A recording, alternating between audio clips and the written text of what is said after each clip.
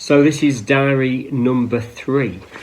Today, like many of you, I got my letter from Boris Johnson. It told me that if we all follow the rules, pull together, fewer lives will be lost, that the government want to help us put food on the table, and of course the fantastic NHS and care workers who rise magnificently in the hour of need. This message that we're all in it together. People remember 10 years ago, austerity, after the financial crisis, we were told we're all in it together. In local government, we've seen our pay cut by 22%. We saw lots of jobs lost and lots of jobs outsourced to private contracts on worse conditions. So we've already heard they're all in it together before. So I want to say 3 things that prove that we're not all in it together. I want to talk about frontline workers, I want to talk about social housing, and I want to talk about the people losing their jobs. So those frontline workers are mainly at risk, whether we're talking about people who work in the NHS, nurses and hospital staff, home care workers, often in the private sector, supermarket workers, food produce workers, bus drivers, bin collectors, childcare workers. Many of these jobs in the last 20 years, if not already in the private sector, were privatised, worse terms and conditions, and often don't get sick pay or only get statutory sick pay from day one. We're not all in it together. Some of those workers are facing the brunt of this, and yet with the worst terms and conditions and pay.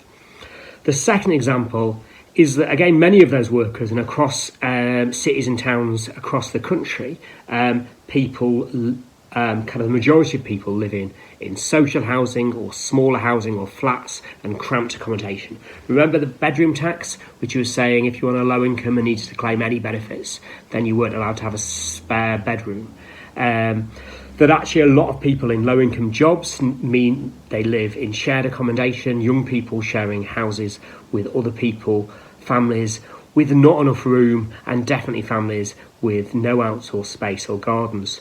So again, while we're told we need to social isolate, that we're not supposed to go out, that we're not supposed to go to parks or sit out in the sunshine, that's okay if you're saying that from your large house, your garden, or kind of like multi-bedroomed house. Again, most working people, the working class, live in cramped accommodation, inadequate accommodation with too many people in it without outdoor space. So again, easy if you're rich, easy if you're an MP, easy if you're royal, visiting or going to your second home in Scotland. Most people don't have the option of a second home, don't have the option of a large garden to escape to. They have to go out to parks and the area around them to get some space. And the third example is the people losing their jobs. So again, the people working in the finance sector, the people working in owning and running businesses, kind of managers, and they're better paid.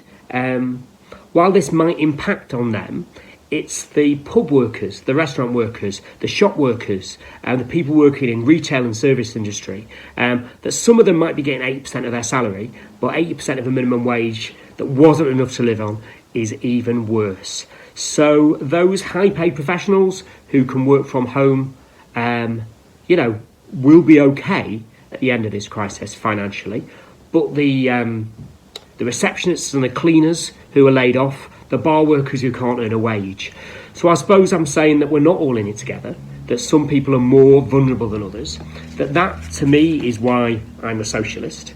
That's why I'm involved in workers' liberty. That's why I'm involved in my trade union, the Labour Party, fighting for right to work from day one and recognising there's something unequal about this society. Coronavirus is exposing that inequality in the people who are dying, the class of the people who are dying, the fact there's a high proportion of people from black and minority ethnic backgrounds who are dying. The reality of this world is unequal. You should be a socialist and you should get organised.